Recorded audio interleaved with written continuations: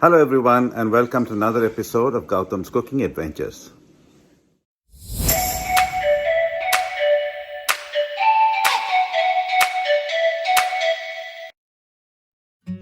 In this episode, we'll take you through the steps to make Bachali Kura Pappu or Pasali Keerai Kootu. It's basically Malabar spinach in a lentil soup. Now, Bachali Kura or Pasali Keerai is also known as Malabar Spinach or Chinese Spinach. It's loaded with highly nutritious ingredients, makes for a great food additive in curries and especially in dals, and in this case that's what we are going to be cooking. Now this dish is quite popular in southern Indian states of Andhra Pradesh and TamilNadu, and here are the list of ingredients that you will require to make this pappu or kootu. As always, you will find a copy of the ingredients list in the description below this video. Please like this channel, subscribe to it, and click on the bell icon to be notified all future episodes. Thank you. The first step in this process is to take the Toor Dal or the Moong Dal of your choice and cook it in a pressure cooker or on a stove till you reach this state of cooking. In our case today, we are going to be using dal that we have cooked the previous night. Now on to the main cooking itself. What we will take is a nice deep dish pan, put this on the stove at a high heat flame, and to this we are adding sesame oil, in this case about a teaspoon, a little more than a teaspoon really, and we'll bring the oil to a nice hot temperature. Once it reaches a nice temperature that we want, we're then going to add the onions to it and cook that for a little bit.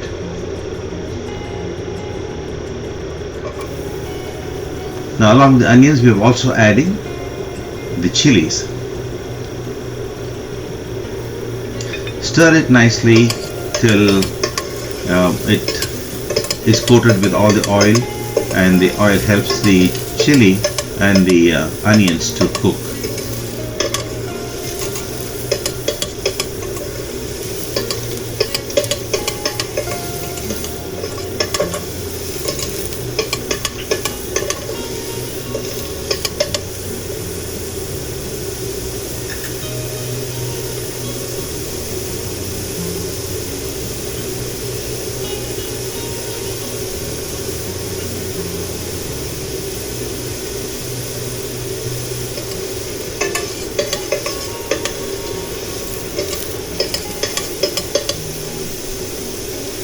Stir it occasionally so the onion cooks equally. We're adding just a little bit of salt, and what the salt does is to help the onion sweat and thereby cook faster.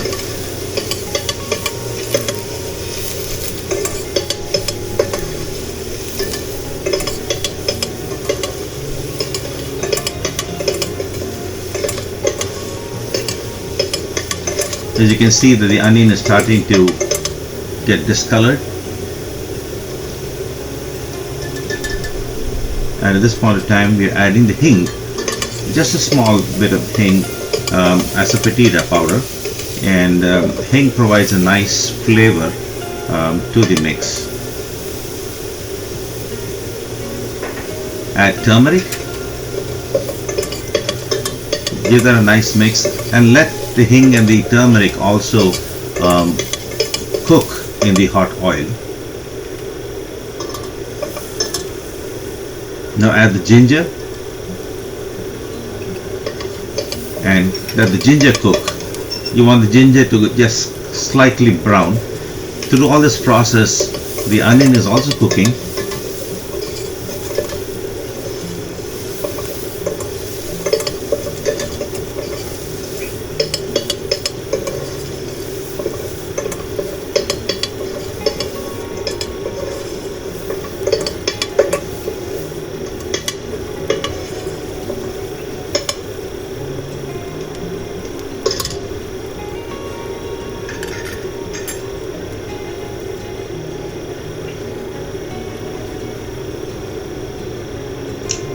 Now we're going to add just a little more oil, about another teaspoon at this point of time. The reason we are adding the oil now is we want the oil to heat up while it's also cooking the ingredients that we already put in here. What we really want is that oil base, because we're now going to cook the Malabar spinach shortly, in a short while, and the Malabar spinach needs that oil to cook in as well.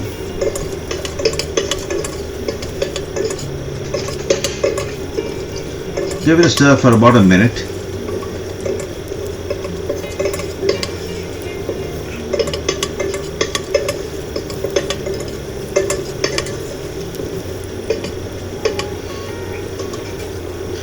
The gas has been reduced to medium to high flame, and now we're going to add the spinach into the mix.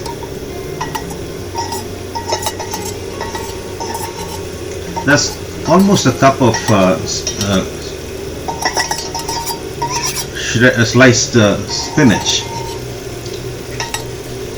but please remember that spinach contains almost 93% of water, just like most leafy vegetables do, and as you cook it, it starts to give out its water and reduce in size and volume.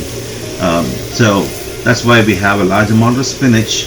It might seem large at this point of time, but as you cook, you realize that it actually comes down in volume.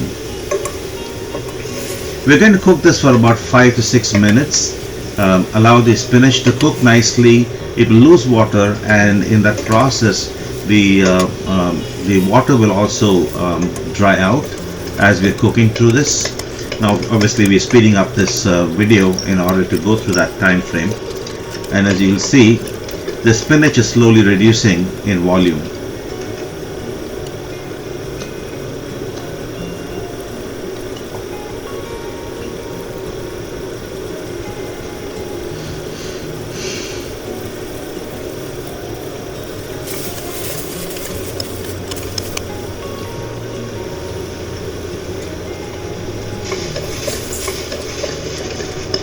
Ensure to stir it occasionally. You don't want it catching in the bottom. Now we're going to add a little bit of water to this, approximately half a cup of water, and we're basically using this to cook the spinach further and soften it.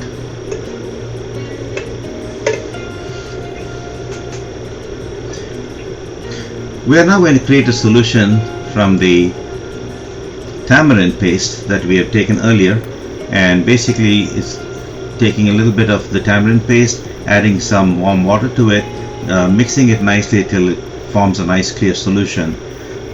This is approximately a quarter cup of water here.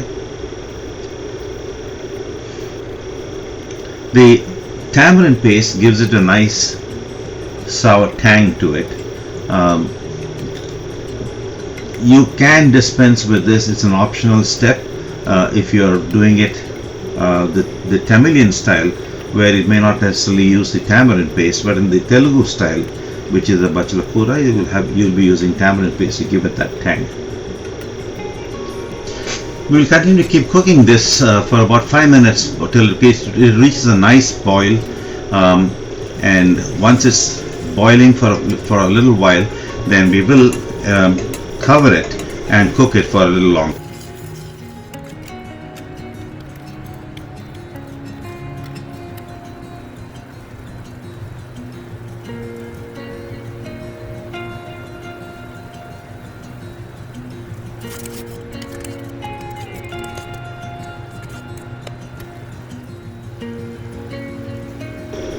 We will now continue cooking this with a closed lid for approximately 10 minutes. During this period of time, we will also occasionally check to see how the Malabar palak is cooking. We want it to become nice and soft, and during this process of cooking, the amount of water will also reduce.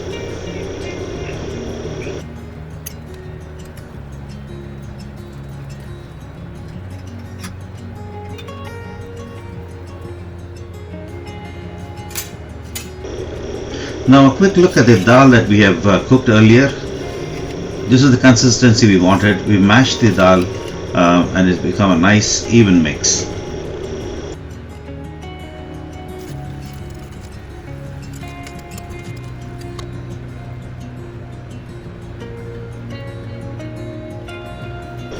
It's been cooking 10 minutes with a closed lid. It's now time to check on the palak. What we do is quickly do a check by just pressing down a little bit on the leaf to see how it's cooking. Right now it's still not breaking down just as easily as you'd want to. You want to cook it for a little longer, maybe another minute or so on an open flame, till you reach that point where, when you press down on the palak, it will break apart easily. Now, also important is at this point in time, we're trying to reduce the amount of water, just so that it becomes a slightly more drier mix than it is today, right now, and that would be ideal when we add the dal to it. We've reached that consistency we want. The palak has cooked nicely, and we're now going to add the dal, and now cook it with the dal.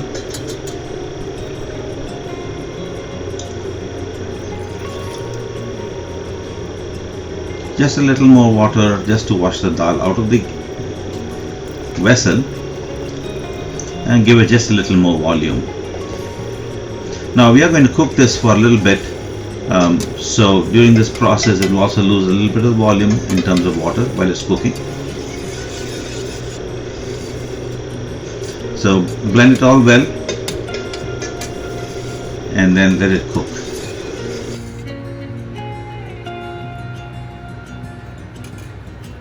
Remember that solution that we were making earlier with the paste, the tamarind paste. This is what it looks like when it's nicely mixed together.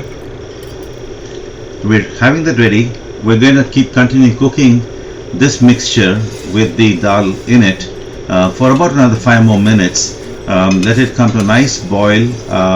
Let the dal also pick up all of the flavors from all of the other ingredients that I've been cooking before this, and once that is done, we'll be ready to go on to the next point. The dal mixture has been cooking for about 8 minutes on a medium flame. It's now ready to get the infusion of the solution that we made from the tamarind paste earlier. Once it's nicely well blended together, you can then increase the stove to a medium to high flame, close it to medium, between medium and high, and cook it for another 15 minutes. The dal has been cooking for about 15 minutes now, and at this point of time it is thickened. It has lost a lot of the water. It's become a nice thick mix, and it's now just about ready to be taken off the stove.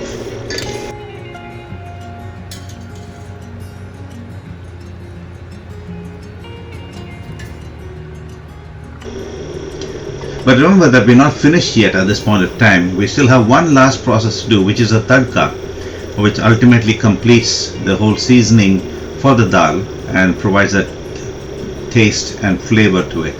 So what we're doing is taking a nice vessel that we can do the tadka on. We're going to heat this on the stove, and to this we're going to add oil or ghee, your choice, to start the cooking. In our case, we're going to use sesame oil, approximately a tablespoon of oil. We'll bring this to a nice hot temperature before we start adding the rest of the ingredients. For the seasoning, you will see the items that we're going to use shortly. The oil is hot. We're starting with adding mustard seeds to it. We're going to wait for the mustard seeds to crack nicely. They need to crackle so that it does not become bitter.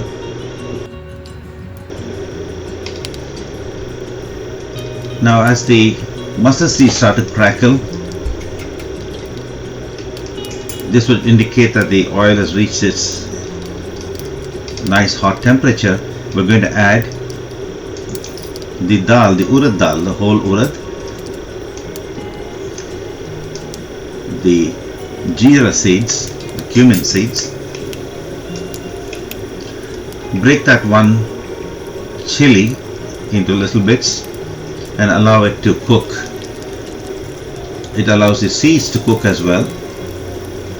Now we're adding the garlic All of these flavor the oil that it's cooking in, and it's that flavor that you want to infuse into the dal to complete its final flavoring. Curry leaf at the end. This is now ready. We can now take this and add it to the dal.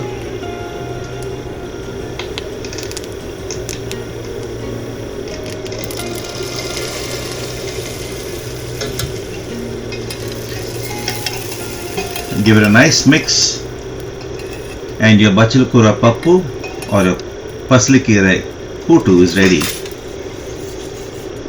All ready for all practical purposes, ready to be dished now, and it can be eaten with rice, with chapatis or some kind of a bread.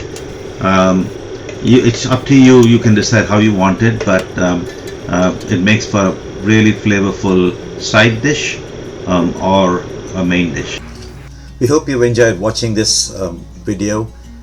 Look forward to any suggestions or comments from you, and please do keep supporting us. Thank you for watching. Please don't forget to subscribe to our channel, click the like button, and do press the bell icon so that you can be notified of all our future episodes. Thank you so much for watching. Goodbye.